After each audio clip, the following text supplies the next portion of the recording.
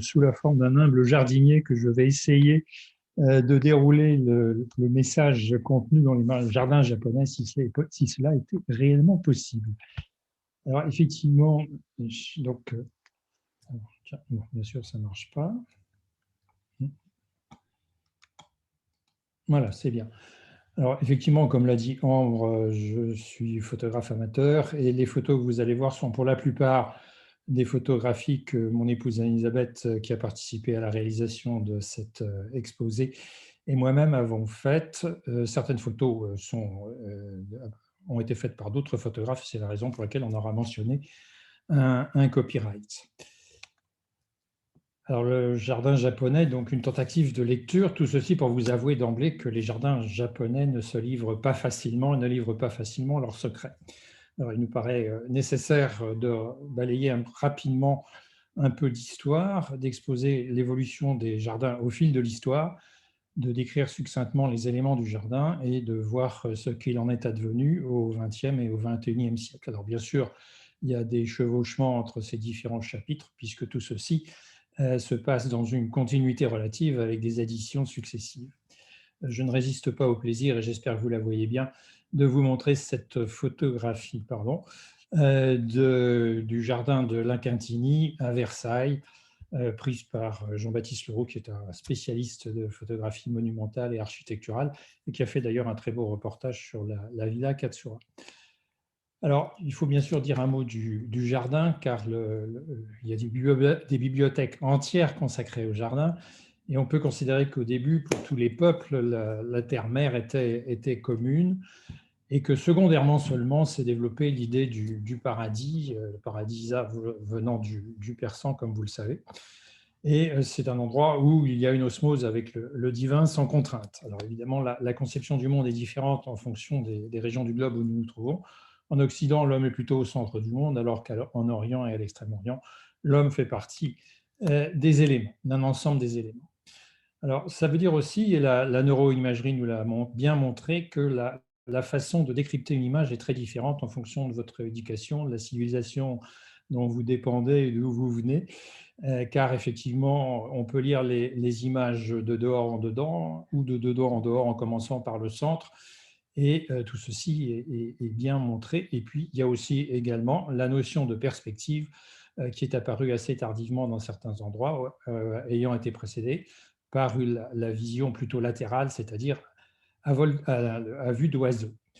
Alors, effectivement, avec les références que nous avons en tant qu'occidentales, ou occidentaux plus exactement, le jardin à la française est pour les Français une référence courante et absolue.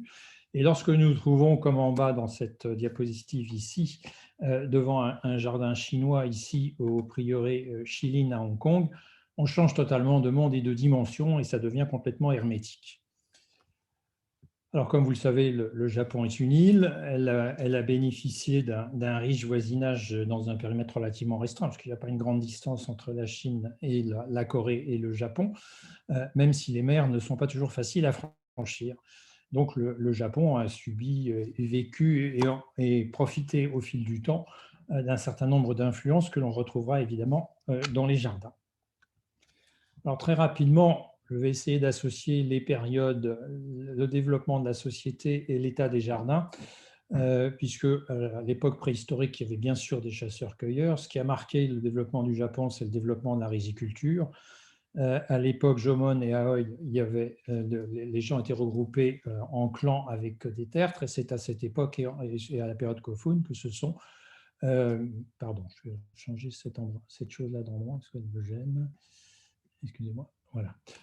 La période Kofun, donc effectivement, coexistent, se sont développés. Bon, il y avait d'un côté l'animisme et de l'autre le shintoïsme. Il y a des discussions pour savoir si le shintoïsme est animiste ou pas. Mais ce qui est important de retenir dans l'esprit des jardins, c'est que déjà, les pierres et les étangs avaient leur importance, puisque c'est là aussi où les kami se logeaient, les kami du ciel et de la terre. La période d'Asuka, on a vu arriver effectivement le bouddhisme et la culture chinoise avec le développement de premiers jardins sur lesquels on a relativement peu d'informations, essentiellement issues de l'archéologie, pour arriver à la période Nara avec des jardins fabriqués par des étrangers, venus en particulier de Chine, via la Corée ou via la Corée directement. Et c'est l'époque où les bâtiments sont construits avec l'ensemble de jardins selon ce qu'on appelle le style Shinden, qui est un style continental très inspiré par la Chine.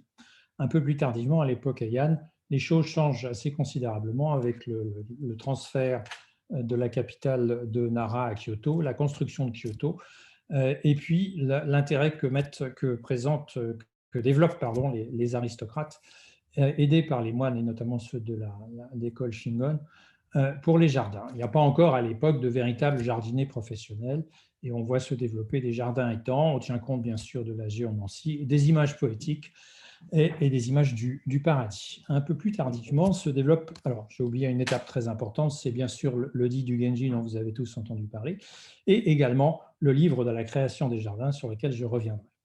Aux périodes suivantes, c'est-à-dire Kamakura et Muromachi, il y a un grand changement, une césure, c'est là où apparaissent les jardins japonais tels qu'on les connaît aujourd'hui et tels qu'on les imagine, avec le développement d'un style de bâtiment particulier, ce qu'on appelle le style Shoin, intégrant le jardin, l'importance majeure du bouddhisme Chan devenu zen au Japon, avec la création de villes et de châteaux.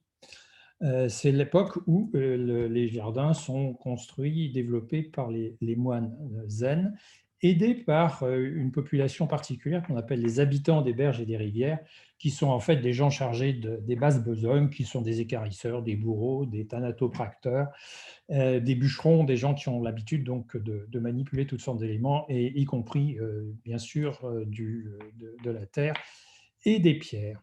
C'est l'époque du développement en particulier de ce qu'on appelle les jardins secs dans les temples zen et dans les résidences de guerriers. Et là, on retrouve toujours cette influence de la Chine avec les lettrés chinois. Un peu plus tardivement, on voit apparaître des jardiniers professionnels et notamment le développement du jardin de thé, sur lequel je reviendrai un petit peu plus loin, et dans les maisons, ce qu'on appelle le jardin Tsubo ou Tsubo-niwa, qui sont des petits jardins de très petite taille par opposition aux grands jardins. Et puis à l'époque contemporaine, moderne plus exactement, l'ouverture à l'Occident, la modernisation et le développement de jardiniers professionnels qui, dans certains cas, subissent l'influence de jardins européens. Voilà donc un panorama assez rapide de toutes ces périodes avec les différentes étapes que l'on va retrouver maintenant. Bon. Donc entrons donc dans ces jardins. Et vous voyez déjà que la porte est bien différente de celle que nous connaissons dans un jardin français. Alors, on peut considérer que le jardin est un ensemble de nature qui a été créé et mis en forme. Au départ, le Niva était en fait un territoire et faisait référence à une nature sauvage qui n'était pas encore domestiquée. Et puis, tardivement, s'est développée la notion de sono avec un enclos et la notion de nature aménagée. Alors, il y a de multiples termes pour désigner les jardins, dont Teien, qui est la contraction de ces deux mots, mais également Gyoen, que vous retrouverez dans un certain nombre de situations. Alors, le jardin, comme je vous l'ai dit, c'est une espèce d'abrégé de la grande nature qui va du paysage miniature très localisé au grand paysage, voire même au paysage emprunté, ou alors l'insertion d'un paysage dans un autre paysage. Ce qu'il faut savoir, c'est que rien n'est laissé au hasard dans un jardin japonais. On intègre les styles antérieurs sans les détruire, on respecte le passé, même si on en tient plus ou moins compte, bien entendu, et on se réfère toujours à la cohérence des lois de l'art du jardinier, qui a été plus ou moins institué par ce fameux livre. Et ce qui est un point fondamental aussi dans la réflexion, c'est la continuité spatiale entre le temple, la maison ou le jardin, qui est un lieu de vie, et le jardin lui-même dans un ensemble matériel et spirituel. Et ce qui est très important aussi, qu'on va retrouver de façon assez constante dans le développement des jardins, c'est que l'éternité se manifeste au travers du changement, c'est l'impermanence. Et comme vous le savez, il n'y a pas plus changeant qu'un jardin, notamment au fil des saisons et même dans les saisons. Alors, comme je vous l'ai dit, il y a une mise en scène et c'était la première réflexion que je m'étais faite en voyant ce temple secondaire du Daitokuji, où effectivement on arrive avec cette porte qui est pratiquement carrée, au même format que le Rolleiflex, réflexion de photographe, avec un dallage, des bambous, de la mousse, une fougère, à l'arrière-plan des érables et derrière un rideau de bambou. Et puis, quand on regarde un autre jardin un peu plus attentivement, on se pose évidemment la question de savoir pourquoi cette pierre est fendue, pourquoi la fougère qui est ici est aussi petite et isolée, pourquoi la mousse, pourquoi les pas qui sont ici, Ce plot ici correspond-il en fait à l'indication d'une zone d'observation privilégiée? Deux lanternes, on voit ici un Phytosporum, ici un azalée, ici des primes verts, un étang qui est de petite taille, et puis si vous regardez bien attentivement ici, vous voyez effectivement une cascade et derrière un pavillon qui peut être éventuellement un pavillon de thé.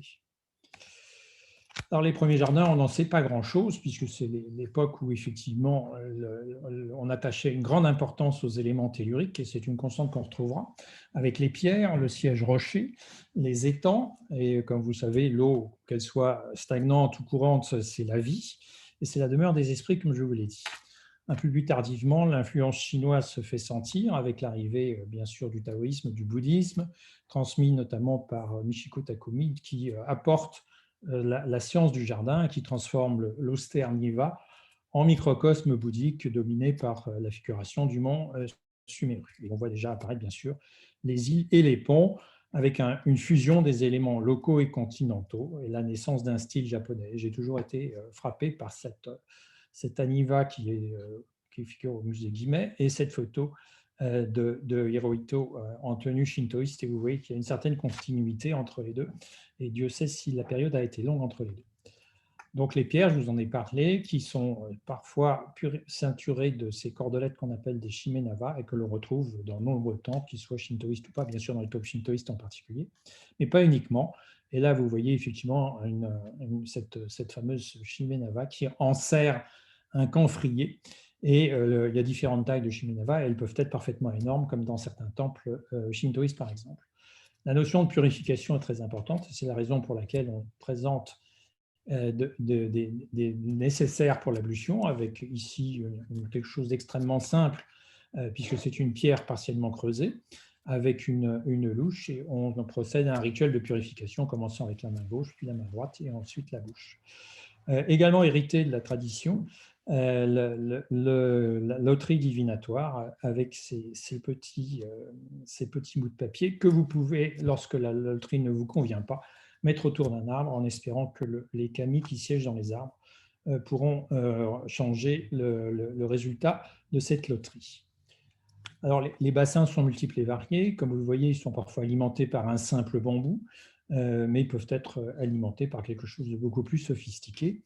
Et ce bassin qui figure au Ryoanji est un peu plus intéressant parce que effectivement, l'ouverture rectangulaire que vous voyez ici correspond au mot bouche et autour, vous voyez 4 caractères et l'ensemble signifie « je ne connais que la satisfaction », ce qui veut bien entendu dire le contraire. Alors, la présence taoïste n'est pas toujours facile à décrypter, mais elle existe puisqu'on voit dans un certain nombre de jardins outre les rochers dont on a déjà parlé, aussi des rochers qui fusent de l'eau et qui sont la représentation des îles des Immortels. Au départ, il y en avait 5, mais à la suite, dans la raz-de-marée, il n'y en restait plus que 3. Et ces îles chinoises mythiques sont très populaires et vont bien avec l'insularité japonaise. Et il y a également un certain type d'îles qu'on appelle les îles grues, comme dans l'exemple qui est ici, ou l'île tortue, là vous reconnaissez, ou vous pouvez reconnaître une tortue. Et là, petit clin d'œil, il n'y a qu'un seul rocher, mais il y a 3 tortues. Alors, également dans les héritages chinois, la géomancie avec la divination, et puis bien sûr les voies du yin et du yang, puisque avant d'implanter une maison, un jardin, une ville, on va effectivement définir les différents critères d'orientation géographique de façon à effectivement essayer de satisfaire tout le monde, voire même à aménager le terrain s'il faut, par exemple, simuler une surface d'eau ou dévier une rivière, on saura le faire. Le bouddhisme, bon, comme vous le savez, s'est imposé au Japon très progressivement par vagues successives avec différentes visions et différentes écoles sur lesquelles je ne reviendrai pas, juste pour insister un tout petit peu sur le bouddhisme Chan, devenu zen au Japon, et avec cette fameuse continuité qui est si importante, puisque ici vous voyez une sculpture de la période Song en Chine avec ce fameux anneau que vous retrouvez comme cette tenue chez les moines zen au Japon d'aujourd'hui. Alors, l'époque Heian, l'époque de Kyoto, est une époque très intéressante, puisque c'est une époque qui est difficile comme bien des époques, mais qui associe une grande élégance et un grand raffinement, ainsi une mélancolie plutôt lancinante, avec cette notion d'impermanence et également aussi cette notion d'émotion suggérée. C'est l'époque de la construction de Kyoto, le déplacement de la capitale de Nara à Kyoto, et également l'apparition du livre de conception des jardins, le Sakuteki, qui comprend 5 styles: le style océan, le style torrent de montagne, le style large rivière, le style zone humide et le style roseau. Et tout ça a influencé considérablement la suite. Alors, c'est aussi l'époque de publication du dit du Genji. Et je voudrais attirer aussi votre attention sur les notes de chevet de Sei Shoinagon, qui était une dame de cour à l'époque Heian au palais de Kyoto, parce que c'est un livre que j'ai relu récemment, que j'avais lu il y a très très longtemps, et que j'ai relu récemment, et je n'avais pas noté à l'époque l'importance qui était accordée aux fleurs, aux jardins et aux arbres. Bon, bien sûr, il y a beaucoup de détails sur la vie de cour, mais la place accordée à la botanique est très importante. Alors, comme je vous l'ai dit, c'est l'époque où le style continental est encore en vigueur, avec un grand bâtiment central accompagné de 4 pavillons latéraux, et sur le devant se déroule effectivement une étendue dans laquelle on trouve une surface qui est parfois de sable, parfois d'herbe, et tout ceci étant enclos, bien entendu, avec un étang, ou voire même un lac, un pont et une île. Et ce sont des constantes que l'on retrouvera de façon au travers des développements futurs. Voilà un exemple d'une galerie dans un temple construit dans le style Shinden, un ancien palais transformé. Et vous voyez que c'est parfaitement symétrique, parfaitement organisé, c'est d'une rigueur relative et tout à fait séduisante. Et puis si vous prenez un autre exemple du même genre, mais vous décalez légèrement, vous voyez que l'affût change complètement. Vous avez des cadres qui vous permettent de déterminer des vues. Et vous voyez ici une pierre dressée, une pierre allongée, une stèle ici, un érable rouge, et tout un fond avec des mousses. Et on verra quelle importance les mousses prennent au fil du temps. Alors, Kyoto, je vous l'ai dit, c'est une ville nouvelle et qui est enserrée de montagnes, qui est orientée, comme vous le voyez, vers le nord, avec une partie sud qui est dégagée, et 2 rivières, la rivière Katsura, au bord de laquelle se trouve la fameuse villa Katsura, qui est la villa impériale à Kyoto, et également la rivière Kamo, qui a été partiellement détournée, et un affluent qui ne figure pas sur cette représentation, qui est la rivière Shirakawa, qui a fourni pendant très très très longtemps les graviers blancs que l'on retrouve de façon assez courante à Kyoto. Donc Kyoto adopte un plan qui est assez original si on regarde ça de notre époque, et qui était déjà et qui est extrapolé également du plan de Xi'an en Chine, qui peut aussi rappeler un mandala, et qui est donc une construction très, très symétrique avec la détermination de parcelles, si l'on peut dire, de l'eau. Le centre ici étant, bien sûr, le palais impérial, le château Nijō de nos jours. Secondairement, après cette période qu'on a parfois appelée le style paradis, on voit se développer le style zen. Alors que le pouvoir a évolué en faveur des guerriers, il y a eu de nombreuses batailles, dont certaines ont été largement racontées, pardon. Et il y a une cour impériale, mais c'est une cour assez faible, et ce sont les shoguns et les samouraïs qui prennent le pouvoir, en même temps que se développe le style zen, avec l'austérité de son style, et les moines dresseurs de pierre. À la fin de la période des Song, des moines chinois arrivent au Japon, chassés par les Mongols, et ils apportent notamment le bonsaï. Un peu plus tardivement, à l'époque Muromachi, qui est toujours une époque très instable, mais qui est une époque de croissance économique et de développement des arts, sous l'effet du développement de l'influence des shoguns, mais aussi des marchands et des temples zen.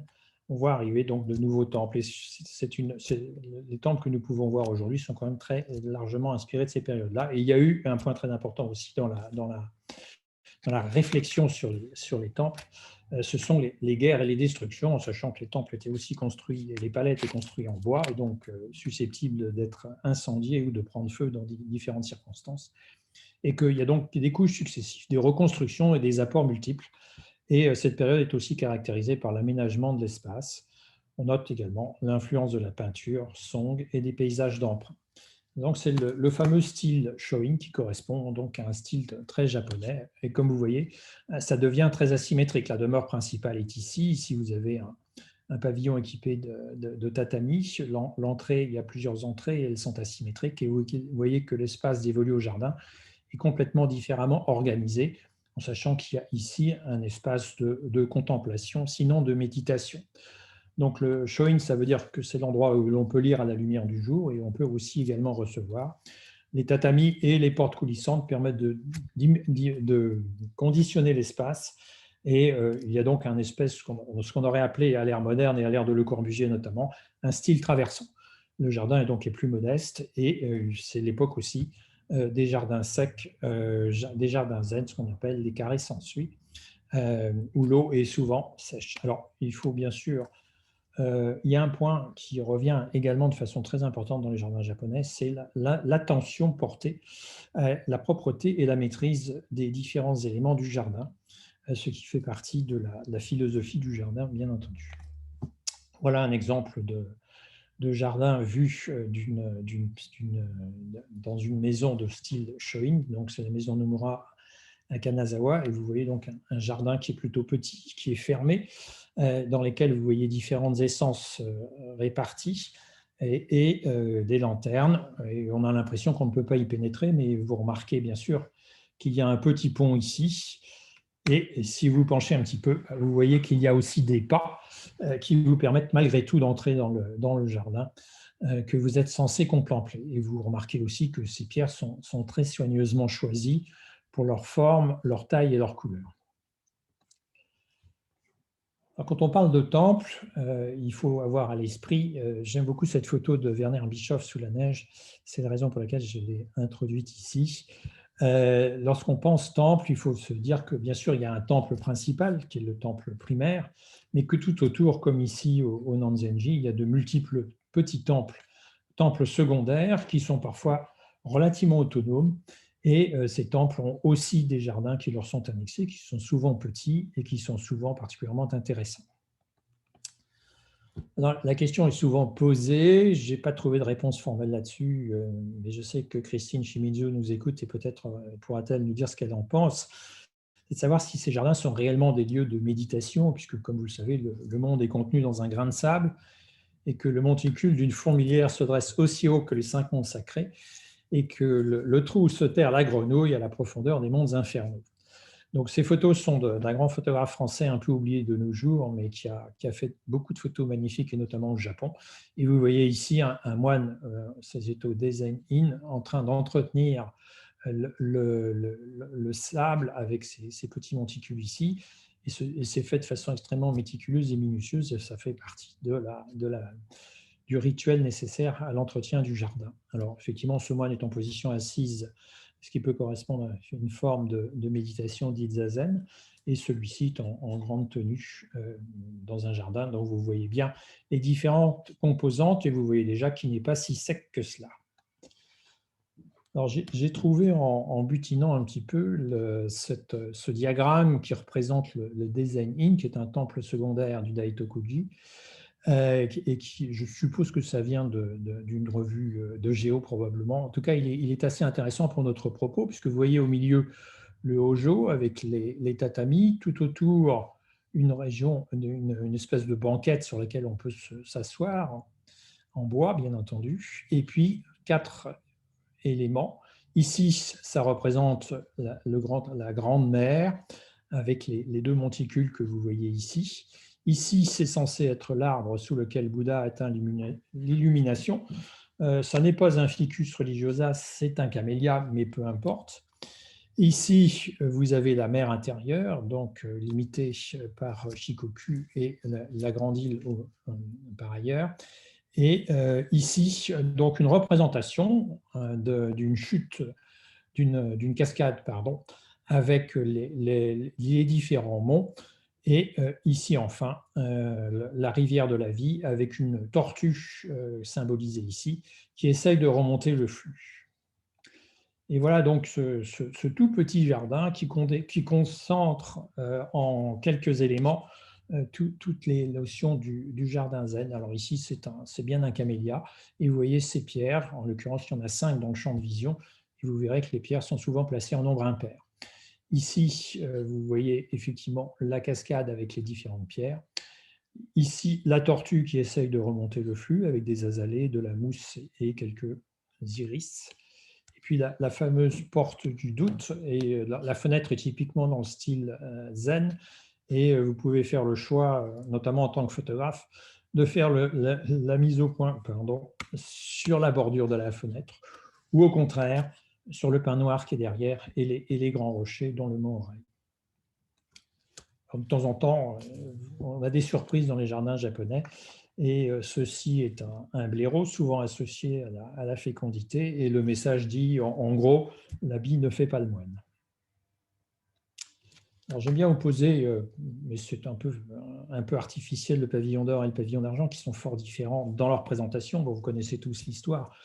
Et j'aime beaucoup cette photo qui a été prise en hiver par un de mes amis photographes, Patrick Bory-Duclos, dont l'épouse est japonaise et qui reflète bien la lumière du pavillon d'or avec son étang. Et ici, au contraire, le pavillon d'argent qui devait être plaqué avec des plaques en argent et qui n'a jamais été terminé. C'est la raison pour laquelle il apparaît aussi sombre. Et les deux étangs sont bien différents et les deux jardins sont bien différents. Bon, ils sont séparés de presque un siècle, ce qui peut expliquer cela. Enfin, je vous l'ai dit tout à l'heure, les jardins peuvent être miniatures, mais ils peuvent être beaucoup plus vastes. Et ils peuvent aussi emprunter un paysage, c'est-à-dire s'insérer dans un paysage, ou au contraire, évoquer des paysages issus de peintures ou de poèmes célèbres, comme ici à Kamakura.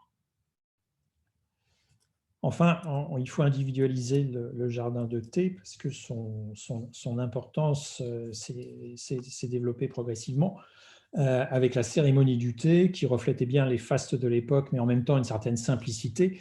Et donc, on peut se poser la question d'une contradiction ou d'une complémentarité. Au départ, la cérémonie était plutôt un divertissement consacré essentiellement à l'admiration d'objets d'art chinois. Et puis, secondairement, une connotation religieuse est apparue avec effectivement l'influence d'un moine zen au milieu du XVe siècle, disant que la loi de Bouddha se trouve dans la cérémonie du thé. Et ça devient un rituel esthétique, et on dit même que le grand Toyotomi Hideyoshi avait été très amateur de ces cérémonies, dans une société extrêmement hiérarchisée, où au sommet de l'échelle se trouvent les guerriers, puis viennent ensuite les paysans, les artisans et les marchands. Et la doctrine, si on peut l'exprimer de la sorte, a été écrite par un moine qui s'appelle Senno Rikyu, et qui a donc vécu entre 1522 et 1591, et qui a donc bien codifié tout ça, en sachant que les codifications sont aussi faites pour son apprenti. Et c'est aussi à cette époque qu'on voit développer cette notion de wabi-sabi, qui est assez difficile à traduire, et que l'on peut traduire très, très succinctement comme la beauté dans l'imperfection, comme cette magnifique sculpture qui est au cimetière du Mont Koya, à Koyasan, où vous voyez parfaitement la perfection stylistique de cette sculpture, sur laquelle on a laissé s'implanter un peu de lichen et de mousse. Alors, le jardin de thé, il est parfois parfaitement visible. Ce sont les grands pavillons de thé que l'on voit dans les grands jardins promenades, comme à la Villa Katsura ou à Okayama ou dans différents endroits. Mais il est parfois aussi discret, et l'accès à ce jardin est un peu caché. Et on y rentre par une porte que l'on peut considérer comme une porte un peu dérobée. Et puis, on peut passer aux toilettes ici, et ensuite on attend. Et on attend, quel que soit son rang, avant de franchir cette porte dont vous avez certainement remarqué qu'elle était relativement basse, ce qui vous oblige à courber l'échine. Et ensuite, vous accédez au pavillon qui est ici, qui est souvent très austère, qui est presque un espèce d'ermitage, grâce aux pas japonais, non sans avoir fait vos ablutions. Donc, c'est un endroit très particulier. Et donc, il y a des gens, des jardiniers qui s'étaient spécialisés dans le développement et la mise au point des jardins de thé. Époque Edo, l'époque est assez longue et qui change beaucoup avec la répartition des provinces après l'unification, la construction des châteaux, le regroupement autour des châteaux. Et ici, vous voyez le château d'Osaka, qui se reflètent dans l'eau, en sachant que le château qui est là a été entièrement reconstruit, avec des commodités, puisqu'il a même l'ascenseur. Mais il y a tout de même un jardin autour, qui est un jardin tout à fait japonais, avec un pont, une mare et différents rochers. À cette époque, il y a une hiérarchie sociale très renforcée. Vous savez que la société japonaise est très hiérarchisée, elle l'est toujours. Mais on assiste aussi au développement d'une classe urbaine et au développement de choses qui sont bien connues maintenant, comme le kabuki, les estampes, les ukiyo-e, et puis bien sûr l'art de l'ikebana dont on reparlera tout à l'heure. Enfin, les grands jardins promenades ont pris naissance à l'époque Edo. Il fallait effectivement des propriétaires puissants, en l'occurrence les shoguns et leurs vassaux. Et ce sont des grands jardins, des grands parcs dans les capitales et dans les places fortes. Il y en a un certain nombre au Japon avec un aspect un peu nouveau, mais nourri de tradition. C'est-à-dire que dans ces jardins, vous trouvez des chapelets de lieux à valeur symbolique, sans connotation religieuse, avec un trajet plus ou moins déterminé, mais vous pouvez vous en échapper avec des paysages empruntés à la littérature. Et à l'opposé de ça, se développent des jardins dans les maisons, et j'en reparlerai, c'est ce qu'on appelait les tsubo-niwa, qui sont organisés en général autour d'une plante ou d'un élément principal. Enfin, bon, l'époque Meiji, comme vous le savez, c'était une époque de révolution et de changement avec l'ouverture à l'Occident. Et donc, certains jardins connaissent un petit peu aussi une influence, et on en reparlera tout à l'heure. Et c'est bien sûr, il y a un maintien de la tradition de ces jardins avec des hommes d'affaires et des hauts fonctionnaires, et nous verrons tout à l'heure un petit exemple. Voilà un grand jardin de promenade à Tokyo, c'est le Shinjuku-goen. Vous voyez ici effectivement une grande mare avec de nombreux jardins. C'est l'époque où les cerisiers sont en fleurs et il y a foule. Et en arrière-plan, on peut dire que c'est un paysage emprunté, mais qui est un paysage construit de building, à une époque où ils n'étaient pas encore très très hauts, puisque cette photo date de la fin des années 70. Dans ce même jardin, vous trouvez maintenant une serre moderne qui est très agréable et très intéressante, avec de nombreuses variétés bien exposées, et puis aussi un jardin français et un jardin anglais. Et dans le jardin français, vous voyez que ce platane n'est pas du tout taillé à la française, il a bien une forme très japonisante. Alors une question qu'on peut se poser, c'est qu'est-ce que c'est qu'un jardin zen? Est-ce que ça existe? Est-ce que ça n'existe pas? Car effectivement, avec notre éducation dite cartésienne, on a envie de mettre les choses en boîte et dans des casiers bien précis. Et en fait, c'est absolument impossible d'effectuer une classification extrêmement précise. D'abord parce qu'il y avait de multiples écoles, et que d'autre part, il y a eu des reconstructions multiples à la suite des incendies, des guerres, un creuset culturel avec une fusion permanente des différentes influences, la permanence de certaines influences aussi, et qu'il y a des jardins de gravier dans des temples bouddhistes, et qu'il y a aussi des jardins zen qui contiennent des styles très différents, ce qui veut dire que pour nous qui regardons ces jardins, l'effet de ce jardin, mais je pense que c'est vrai aussi pour les Japonais, dépend totalement de l'approche que nous voulons bien lui confier. Voilà, donc cette première partie historique un peu longue est terminée, et je vais donc maintenant passer aux éléments proprement dits du jardin, où les fleurs prennent une place modeste. Bien sûr, on verra pas mal de lotus, on voit aussi pas mal d'iris, et ce trajet pour aller voir les iris est toujours en vigueur, comme le montre cette photo du Koraku-en qui se trouve à Okayama. Et bon, ce paravent est au Metropolitan Museum à New York, et il date du XVIIe, XVIIIe siècle.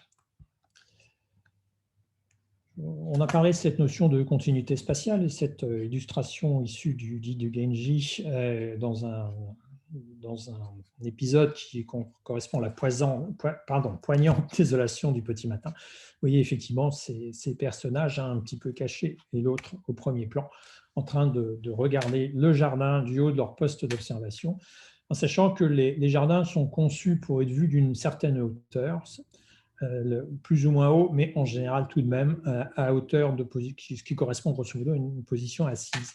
Et vous voyez ici parfaitement représentés ces petits croisillons et l'architecture de la barrière qui sépare la maison du jardin. Et voilà une représentation plus récente, ici également au Mont Koya, Et vous remarquez que ce jardin est parfaitement entretenu. Il n'y a pas une feuille qui traîne. Les pierres sont nettes, les pierres sont bien dressées, les cercles sont bien. Et vous voyez aussi que les arbres sont recouverts de lichen. Et vous voyez, effectivement, ces petits croisillons existent toujours. On donne ici sur un champ de mousse, mais ce n'est pas au temple des mousses, ou au contraire sur un jardin que vous voyez au travers sous un auvent de couleur cinabre un peu inhabituel pour un temple japonais. Quelquefois, l'accès est significativement fermé, comme ici au Kokedera, le temple des mousses, mais par contre, on vous incite, bien sûr, à faire une offrande.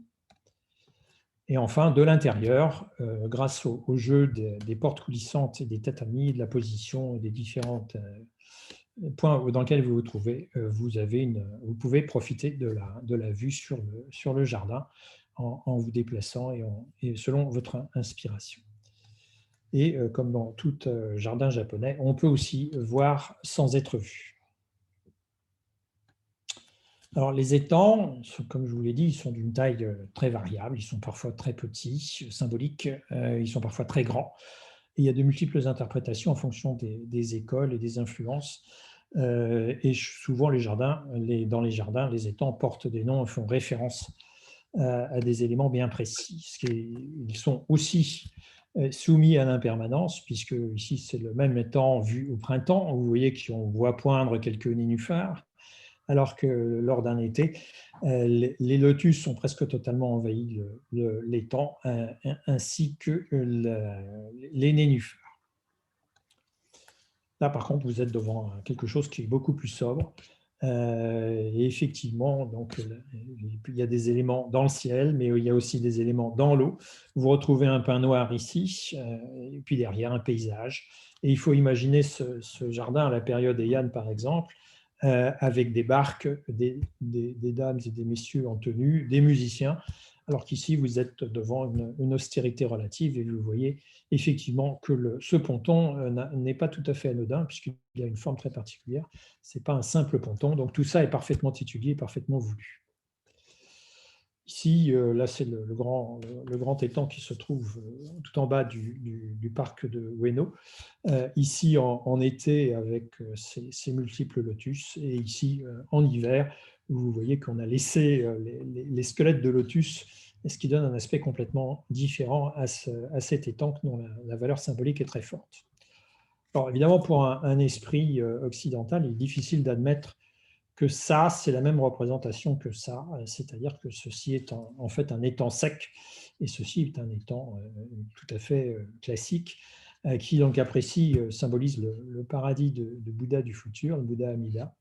Et le pavillon, s'il n'est pas visitable, est parfaitement bien visible de cet endroit. Vous voyez ici une île avec des rochers qui fusent de l'eau aussi.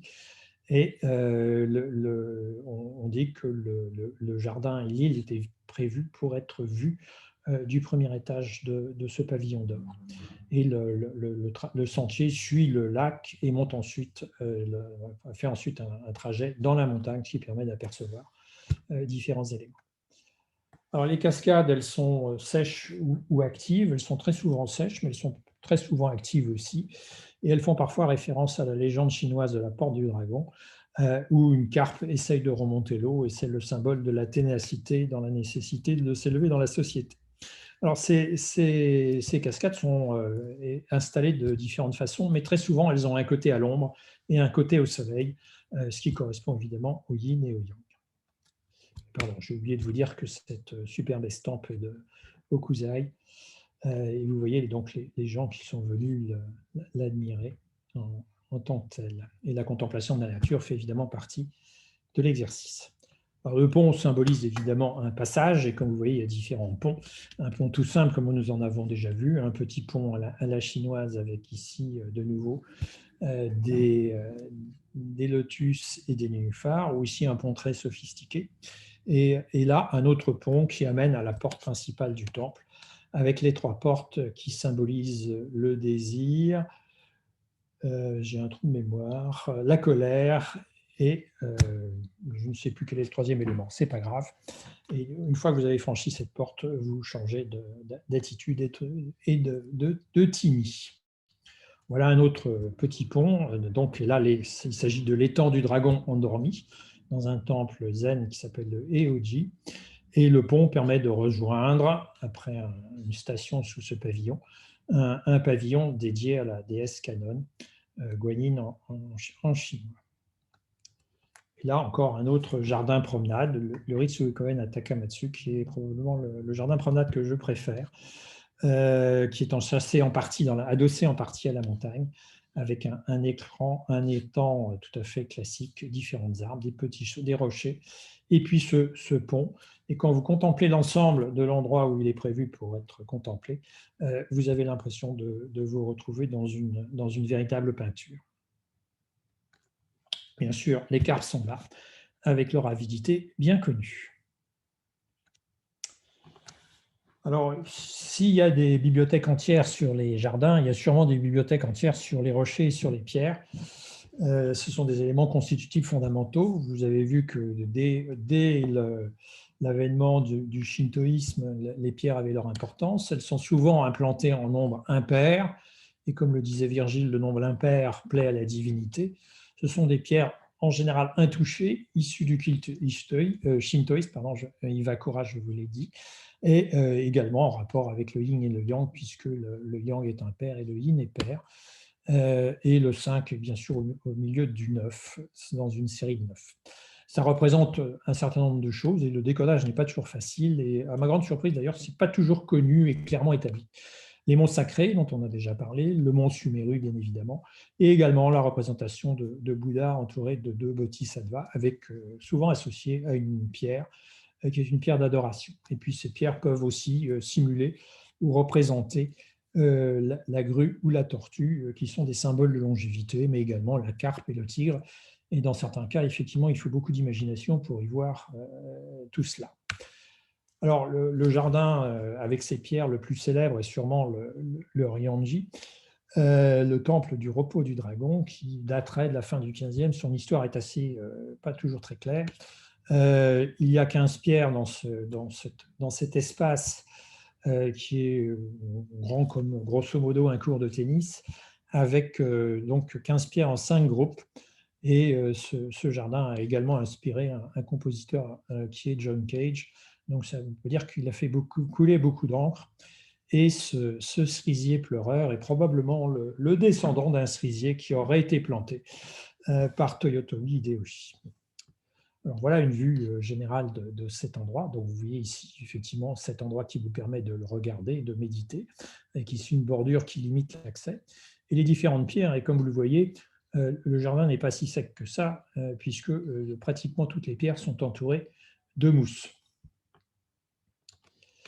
Alors les pierres, on pourrait en parler pendant des heures si on en était capable. Elles sont multiples et variées. Elles sont choisies avec soin. Il y a des règles d'implantation. Elles doivent être plantées telles qu'elles ont été découvertes. Elles doivent être partiellement enterrées. Elles ne doivent pas être en équilibre.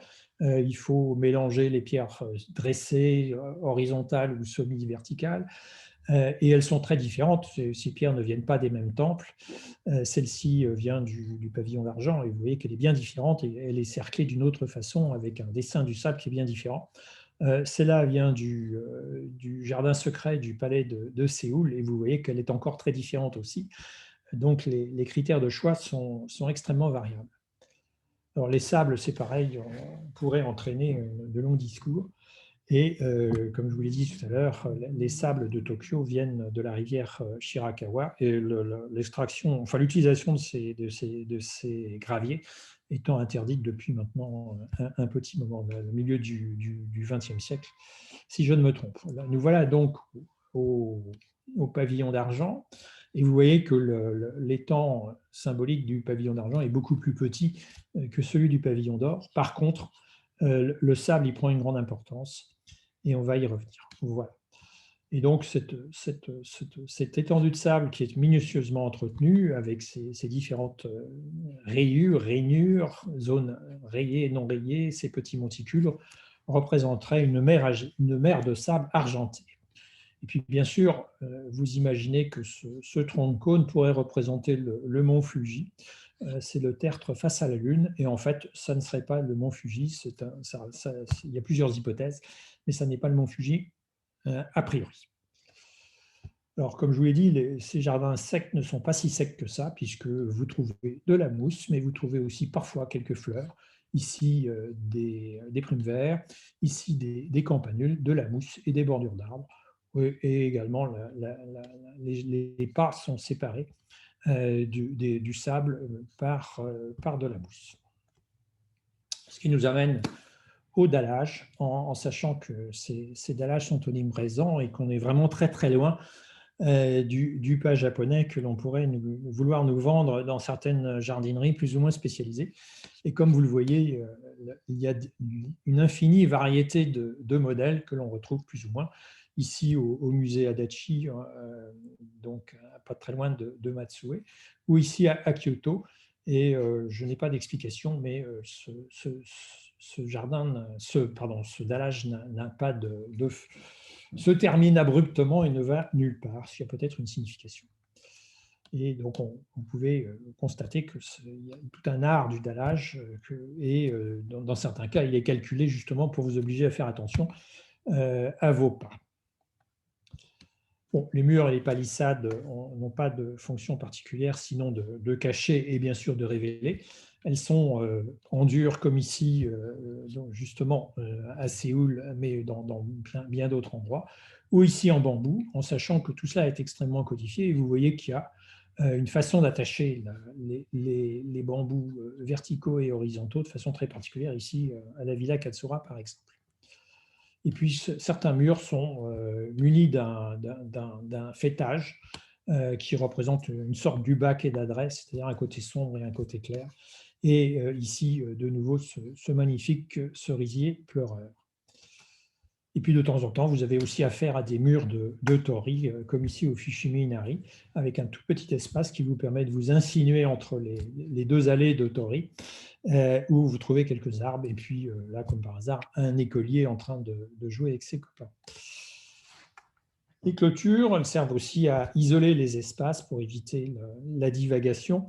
Et vous voyez que ici, la clôture est arciforme, alors qu'ici, elle est verticale et horizontale, et tout nouveau avec ces liens très particuliers qu'il faut apprendre à connaître. Et là aussi, il y en a de multiples. Et vous remarquez derrière la ramure de cet arbre qui est tout à fait exceptionnelle. Et c'est aussi Uesuri Koen à Takamatsu.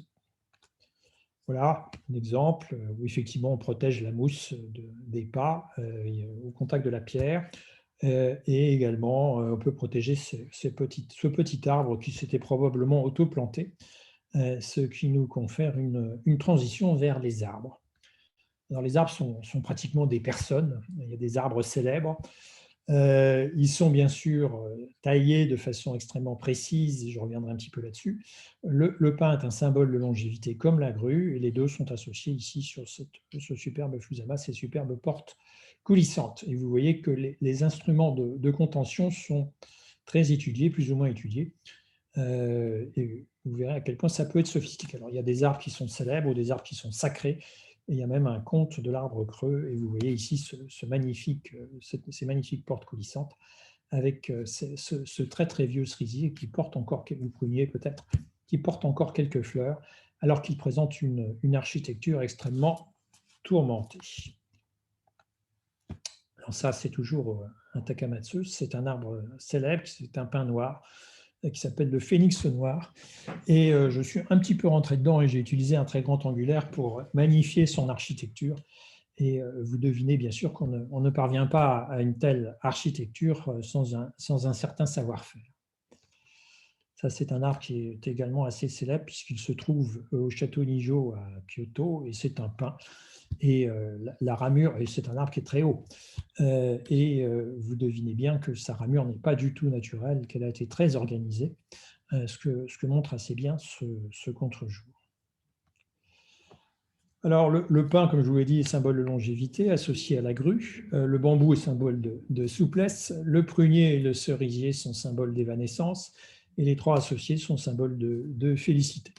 Bien sûr, il y a des tas d'autres espèces, notamment les cèdres, Cryptomeria japonica, les cyprès, qui peuvent être utilisés l'un comme l'autre pour la construction, les érables que l'on retrouve très fréquemment, et les genévriers qui ont souvent des écorces et des ramures magnifiques. Bon, il y en a bien d'autres, les camphriers, j'en passe.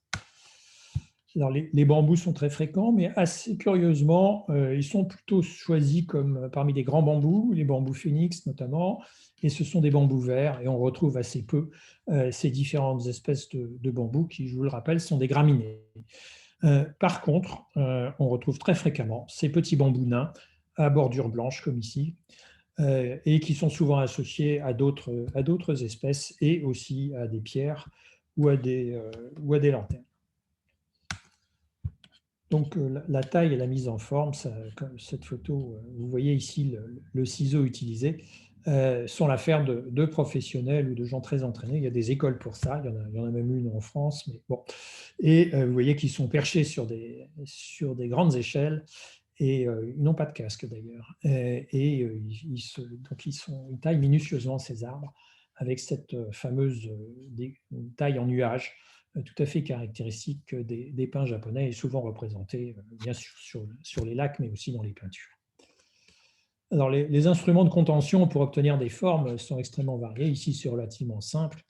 Il s'agit de soutenir et de limiter, mais ici, il s'agit bien de donner une forme, et vous voyez que c'est extrêmement complexe, comme ici également. Alors, ça a aussi un intérêt puisque c'est une glycine, et donc la glycine va s'étendre sur ce plafond, mais sa mise en forme est soigneusement calculée. Et puis, de temps en temps, on a des surprises. Effectivement, il faut le voir pour le croire. Ce sont des ginkgo biloba qui ont été taillés de façon tout à fait inhabituelle. Ça, c'est à Tokyo, dans le quartier de Aoyama. Et ce n'est absolument pas le port habituel d'un ginkgo biloba. Alors, la lanterne n'a pas de signification votive particulière. Elle a peut-être eu, mais c'est un élément décoratif que l'on retrouve de façon assez constante avec de multiples modèles et qui ont bien sûr elles-mêmes des représentations qui servaient en partie à masquer l'éclairage. Et donc, bon, certaines sont célèbres, comme celle de Kanazawa, qui a une forme très particulière, et avec un trépied et qui a un pied dans l'eau et un pied sur le sol, et qui est donc assez magique. Bon, des lanternes suspendues, assez classiques aussi. Ici, une lanterne au sanctuaire Kashuga à Nara, et vous remarquez bien sûr la mousse, mais aussi ces animaux qui sont des daims, les daims étant les messagers des dieux. Ici, c'est à Tokyo, dans le jardin du musée Nezu. Donc, M. Nezu avait fait fortune dans les chemins de fer. Et il a créé un musée qui a été reconstruit et qui est un musée absolument magnifique. Et il y a aussi, en plein centre de Tokyo, un magnifique jardin avec un pavillon de thé et tout un ensemble. On peut s'y isoler totalement en faisant complètement abstraction de la grande ville. Alors, dans nos contrées, les mousses sont considérées bien souvent comme des mauvaises herbes. Ce n'est pas le cas au Japon. Et ils ont même des VIM, Very Important Moss, comme les VIP. Et ils vous présentent ici, en l'occurrence, c'est une photo qui avait été prise au pavillon d'argent, les différentes mousses que l'on peut trouver et que vous voyez ici. Vous apercevez dans le lointain le pavillon d'argent dans le sentier qui monte le long de la montagne, avec des mousses un petit peu partout. Et ça va nous mener à un jardin très particulier qui permet d'évoquer un concepteur de jardin très important qui était Muso Soseki, un moine en l'occurrence, et le fameux jardin qu'on appelle le jardin des mousses ou le Kokedera ou Saijo-ji. Alors, l'histoire de ce temple est assez complexe. Elle a été, initialement, ce n'était pas du tout un temple de mousse, c'était un temple classique. Alors, bien sûr, il y a de l'eau, des pierres et un pont. L'accès en est limité à cause de sa fragilité. Il faut faire une demande écrite sur une carte postale et vous avez une chance ou pas d'accéder à ce jardin. Ce n'est pas le seul d'ailleurs, c'est la même chose pour la Villa Impériale. C'est un peu plus facile puisque c'est une loterie électronique, mais pour le Kokedera, ça reste quand même assez difficile. Et une fois que vous y êtes arrivé, vous n'êtes pas au bout de vos peines puisqu'il faut d'abord faire une page de calligraphie avant de pouvoir accéder au jardin lui-même. Alors, effectivement, c'est un endroit assez magique et vous voyez que la mousse n'est pas une mauvaise herbe. Vous avez ici implantation d'éléments caractéristiques avec un petit ruisseau qui alimente cet étang, les pierres et les érables autour, et un tapis de mousse qui est très original par certains endroits, qui peut même éventuellement inspirer les fabricants modernes de moquettes. Et quand vous regardez cette image, vous voyez le reflet de l'arbre, et vous pouvez rester un moment ici à contempler cette harmonie et cet ensemble. J'en viens donc un tout petit peu aux fleurs. Comme vous les avez vues, elles sont relativement peu nombreuses dans les jardins. Elles existent, bien sûr. Alors, vous avez des iris, vous avez des saginas, vous avez beaucoup de fougères et des espèces très différentes. Vous avez aussi quelques plantes rampantes du ras du sol vivaces, des astilbes, des hostas, des anémones de type japonais, mais qu'on trouve maintenant aussi en Europe, et des primevères japonaises. Les arbres et les arbustes sont tout aussi importants. Alors, la pivoine arbustive, bien sûr, les camélias, les azalées, les rhododendrons, j'en ai pas mis, mais vous les connaissez, les cerisiers, les cognaciers, et puis aussi quelquefois les andromèdes, en sachant, pardon, je me bloque, Cyril me fait les siennes, voilà, en sachant aussi que vous avez en France maintenant des gens qui sont capables de vous fournir, comme ce site Promesse de Fleurs qui se trouve dans la Drôme, si mes souvenirs sont justes, qui peuvent vous fournir des plantes un peu exotiques ou plus japonisantes que d'autres. Alors j'en reviens au fameux Tsubo Niwa, qui s'est développé sous l'influence de l'architecture urbaine, et qui sont organisés autour d'une plante principale avec l'évolution de l'habitat et des classes urbaines, et aussi l'influence de la voie du thé, c'est-à-dire dans un espace très limité. Et ce jardin est intégré à la vie de la famille, et on peut le contempler sans y pénétrer, sauf bien sûr nécessité d'entretien. Et la surface, pour vous donner une idée, de 2 tatamis, c'est-à-dire environ 3,3 mètres carrés. Et ce sont des très beaux jardins qui viennent s'insinuer dans des maisons qui sont souvent, comme souvent les maisons japonaises, petites ou parfois plus grandes. Et ce sont des endroits très harmonieux. Et je vais donc en profiter pour vous passer, non pas un film sur une maison de thé, mais juste une petite bande vidéo prise dans le tout petit jardin de la maison de l'Afcadio Hearn à Matsue. Et ce que vous entendez, ce sont les grenouilles du jardin. Donc, comme vous voyez, c'est un tout petit jardin avec un ilex au premier plan, des cyprès, de l'eau avec quelques iris, des pavés et quelques cailloux, des pins bien entendu. Et vous avez également ici un emplacement pour la contemplation et la méditation. Voilà un exemple de Tsubo Niwa. Alors, il y en a bien sûr dans les restaurants, il y en a dans les demeures particulières, et ils font l'objet de soins très attentifs. Bon. Alors, donc on sort un petit peu du jardin, même si les fleurs peuvent venir du jardin, avec l'ikebana, qui lui aussi est venu de Chine, en sachant que l'ikebana enseigne un langage qui permet à chacun de devenir un artiste avec une branche. Ça vient de l'époque des 6 dynasties. L'apogée a été à la période Song et introduite au Japon par des moines bouddhistes. Et il y a une classification assez complexe de l'ikebana, et devient au XVIe siècle une pratique artistique avec la voie des fleurs, avec un développement d'un style plus simple, intégré aussi dans la cérémonie du thé. Il y a plusieurs types de styles, et ça a été présenté aussi à Paris au Salon d'automne en 1930 avec un certain succès. Alors, je ne sais pas si j'ai réellement observé les règles de l'ikebana. Il y a une fleur, 3 éléments, mais ça ne fait rien. Ça m'a permis de parler avec cette fleur de dahlia, puisque l'ikebana est censé représenter le ciel, la terre et l'humanité, donc au travers de 3 piliers: la symétrie, l'espace et la profondeur, pour une offrande à Bouddha. Ici, le grand Bouddha de Kamakura, que vous aurez tous reconnu.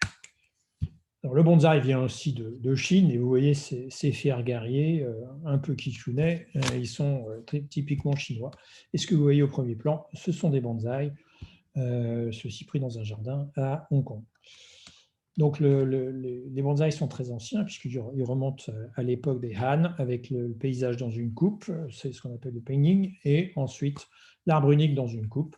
Et c'est ce qui s'est développé et qui est arrivé au Japon en introduisant donc l'harmonie entre l'homme et la nature, avec l'intégration d'autres règles grâce à un moine qui fuit la domination mandchoue après la chute des Ming en 1644 avec sa collection, en l'occurrence en générant une grande popularité. Et donc le bonsaï, ici c'est un bonsaï chinois, dans un temple dans le Sichuan, et vous voyez qu'il a une forme en S évocatrice du yin et du yang, mais tout autour, il y a un certain nombre de plantes en pot, ce qui vous permet également de les déplacer. Et ça a été introduit en Europe lors de l'exposition universelle à Paris en 1878. Donc, on en arrive presque à la fin de cet exposé avec ce qui reste après l'épreuve du temps, à l'époque moderne et à l'époque contemporaine. Donc, je voudrais insister un tout petit peu sur Shigemori, qui est un personnage très, très important. D'abord parce qu'il a refait un certain nombre de jardins. Donc, vous voyez un exemple ici. Il a écrit des œuvres complètes sur l'art d'arranger les fleurs, mais il a également écrit l'histoire illustrée des jardins japonais. Et ça a permis aussi, parce qu'on n'imagine pas qu'en 1930, un certain nombre de jardins et de temples étaient en déshérence et auraient très bien pu disparaître et ne pas survivre jusqu'à nos jours. Et Shigemori a été un des artisans de la restauration et de la réorganisation de ces temples. Alors voilà, ça c'est une particularité effectivement du travail de Shigemori, avec des pavés qui ont été récupérés. Bon, vous avez vu que les pierres étaient effectivement diversement organisées. Et ici des pavés qui ont été réutilisés, cernés de mousse. Et il y a eu il n'y a pas très longtemps au Grand Palais à Paris une exposition sur les jardins. Et un fabricant de moquettes avait proposé un jardin qui ressemblait tout à fait en moquette, à ce parterre de Shigemori. Il a également utilisé cette construction de cadres successifs en carré, tels que ceux qu'on retrouve à la Villa Noailles à Hyères. Et vous voyez de nouveau la coexistence de la mousse et du gravier. Là, nous sommes sur l'île de Shikoku, chez Isamu Noguchi, qui savait lui aussi dresser les pierres et emprunter le paysage dans un jardin dont l'hiver rend compte du caractère particulièrement austère. Et puis de temps en temps, on a aussi des surprises. Ça, c'est un jardin ancien, au pied duquel, tout au moins à côté duquel, a été implanté un hôtel moderne, en l'occurrence l'hôtel New Otani à Tokyo, qui a eu les honneurs d'une bande dessinée, en l'occurrence Blake et Mortimer, les 3 formules du professeur Sato. Et vous voyez que le jardin a bien été représenté comme il fallait. Et puis, on arrive aussi aux grands jardins plus récents, comme le jardin du musée d'art Adachi, qui est aussi un paysage emprunté en partie à ces peintures de ce peintre. Et c'est un jardin dans lequel on ne pénètre pas, qu'on ne voit que de l'intérieur du musée, soit au travers de petites terrasses aménagées, soit au travers de baies vitrées soigneusement calculées. Vous voyez que cette dame est assise sur un divan bien confortable et qu'elle peut contempler ce jardin. Et puis, nous avons eu la chance de voir ce jardin et sous la pluie, d'où les grenouilles ici, l'aspect un peu renfrogné de ce personnage. Et voilà donc ce magnifique jardin. Vous voyez, le ciel était extrêmement couvert, avec des anthuriums, ce qui est assez inhabituel, et puis un paysage très, très organisé, très, très bien conçu, dans lequel on ne rentre pas. Ce qui n'empêche pas qu'on peut tourner quand même une petite vidéo que voici. Je vais couper le son. Voilà, merci. Vous entendez le... Alors, le jardin d'art Adachi est classé depuis maintenant de nombreuses années premier des jardins japonais dans le hit parade, si on peut dire, puisque ça existe. C'est un endroit tout à fait magique. Le musée est par ailleurs très intéressant, bien sûr. Mais c'est vrai que le jardin est une attraction et il est en ce moment sous la neige. Et si vous vous connectez sur le site du musée, il y a des webcams qui permettent de voir le jardin. Et hier, il était sous la neige. Bon, pardon, c'est pas ça que je voulais. J'en ai bien passé. Oui. Alors, pardon. Donc, on arrive à l'époque contemporaine. L'époque contemporaine, elle est évidemment très intéressante parce qu'elle est aussi associée à l'architecture. Et c'est le retour à une certaine austérité. Alors là, on est dans un jardin qui se trouve sur l'île de Naoshima. La statue est de Niki de Saint-Phal, vous en doutez bien, et les croix grasses qui sont ici sont bien vivantes, rassurez-vous. Et là, se trouve le musée consacré par Ali Oufan, qui, comme vous le savez, est coréen, mais il a fait une partie de sa formation au Japon. Et le musée est construit par Tadao Ando. Et vous voyez l'art, la pierre dressée, qui en l'occurrence est ronde, il y en a d'autres, le gravier, et derrière un mur qui est caractéristique du travail de Tadao Ando avec ses multiples petits trous, et puis derrière, le paysage, qui est donc aussi quelque part un paysage emprunté. Quelque chose d'extrêmement sobre, de même que ces pierres levées qui se trouvent également sur l'île de Naoshima ont été particulièrement bien choisies, assemblées face à la mer du Seto et face à ce tronc de cône dans le derrière qui est un ancien volcan éteint. Et là, vous voyez que, encore toujours au même endroit, à Naoshima, les pins qui ont été bien insérés dans le paysage avec une forme très particulière, un tertre, un tumulus si vous voulez. Ici, le nom latin m'échappe, ce qu'on appelle en France l'herbe de la pampa, un vraquier derrière, les îles, et puis un premier plan, un espèce d'étang plat. Et vous voyez que la photographe, en l'occurrence Anne-Elisabeth, s'est complètement aplatie devant ce paysage pour en faire la photo. Dans la même île, on trouve la réédition d'un sanctuaire shintoïste consacré à Hachiman par Hiroji Sugimoto et qui présente cet escalier de verre qui monte vers le ciel. Bien sûr, il ne l'atteint pas, même là-bas, les escaliers ne montent pas au ciel, et qui descend également dans le sol. Et vous devinez bien sûr la symbolique de tout ça, et on peut accéder à cet escalier en sous-sol au travers d'un mince passage, d'un passage étroit. Alors cet exposé ne serait pas complet si on ne parlait pas de l'influence des saisons, bien sûr, dans nos vies, mais également dans l'appréhension du jardin japonais.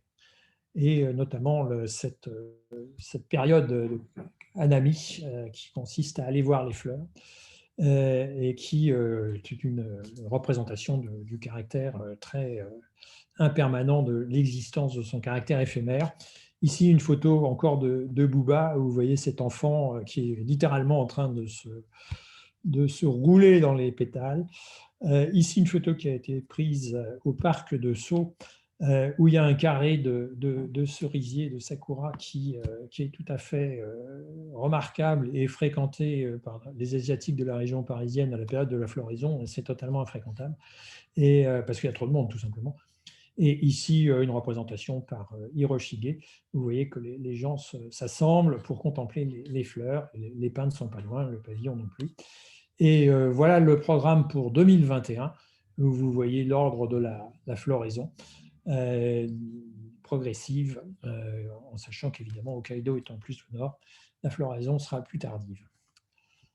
Voilà un exemple de ce que peut donner ce spectacle magique des cerisiers en fleurs, ici, le long des fossés du Palais impérial à Tokyo.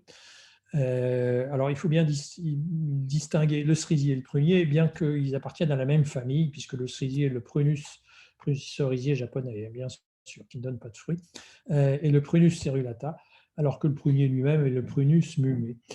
Et vous voyez, donc c'est la façon dont la lumière joue dans les fleurs et dans le décor. Et ça attire évidemment de très nombreux photographes. Et vous savez, les Japonais sont de grands photographes.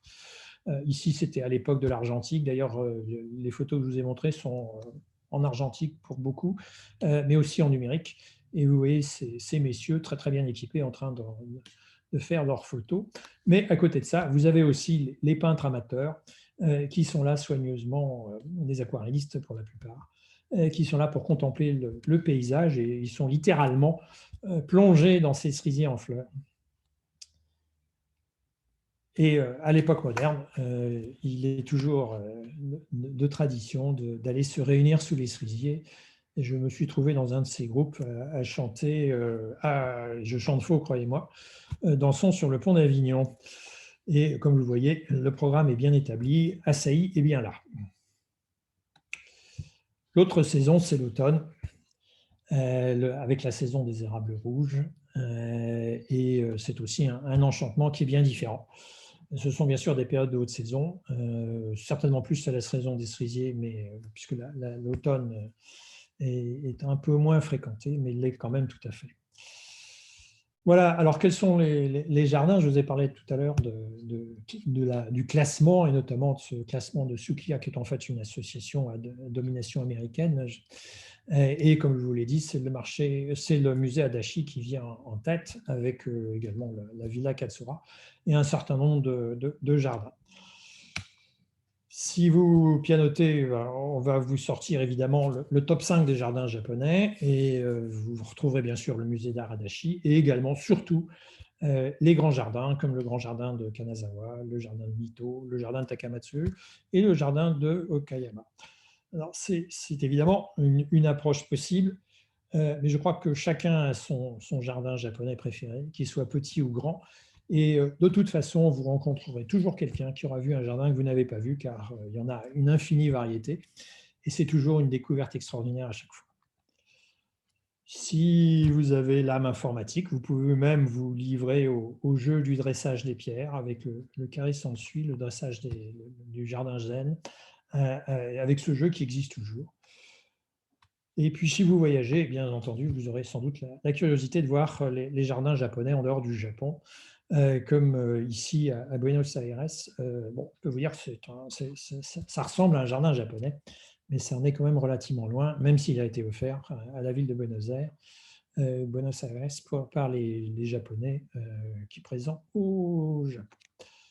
Un jardin qui, à mon avis, lui, est beaucoup plus japonais, que j'ai visité dans très mauvaises conditions, comme vous voyez au milieu, mais qui a été très bien illustré par d'autres photographes, et curieusement le même arbre, mais il était à l'évidence intéressant. C'est le jardin de Portland, qui est un jardin dont alors ça s'explique aussi par le climat, car c'est très humide. Et bon, bien sûr, il y a aux États-Unis, comme vous le savez, aussi une population japonaise. C'est un jardin qui pourrait être au Japon. En France, il y a de nombreux jardins, et j'ai appris tout à l'heure que nous avions l'association du musée Albert Kahn, et j'ai donc le plaisir de vous montrer cette figuration du mont Fuji au musée Albert Kahn, au jardin Albert Kahn, pardon, qui est donc le jardin japonais le plus proche de nous aujourd'hui pour les Parisiens. Donc c'est effectivement un bel endroit. Il n'est pas tout à fait aussi entretenu que le serait un jardin japonais, et on attend avec impatience la réouverture du musée, ce qui ne saurait tarder. Dans les grands jardins, vous avez le jardin du parc oriental de Molévrier, qui est un très beau jardin, un très grand jardin aussi, et qui fait venir des experts japonais quand c'est nécessaire. Et il y en a un petit peu partout, et ça vaut toujours la peine d'aller les voir, c'est toujours intéressant. Il y a bien sûr le jardin de la Bomboseraie d'Anduze, qui lui aussi est assez intéressant, puisqu'il est assez austère. Voilà, cette petite pierre ici nous indique qu'il est temps de ne pas aller plus loin. Cette pierre, avec sa ficelle, ou tout au moins sa cordelette, indique qu'on ne doit pas aller au-delà. Donc, j'en ai pratiquement terminé, et je vous remercie de votre attention. Merci à vous, Robert Lavessière, pour cette exposition.